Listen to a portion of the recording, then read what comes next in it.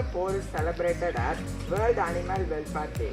In order to create an awareness on this auspicious day, we the students of grade 10 from Shakthi International School going to take oath taking.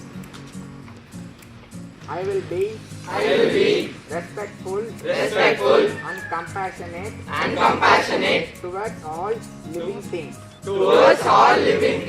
I will be thoughtful in making choices that affect the planet. I will appreciate diversity in all species and be a voice for those who cannot speak for themselves. I will conserve and care for the earth's resources. I will share knowledge and encourage the open exchange of ideas for the benefit of all creatures. I will work to ensure animals and people continue to thrive.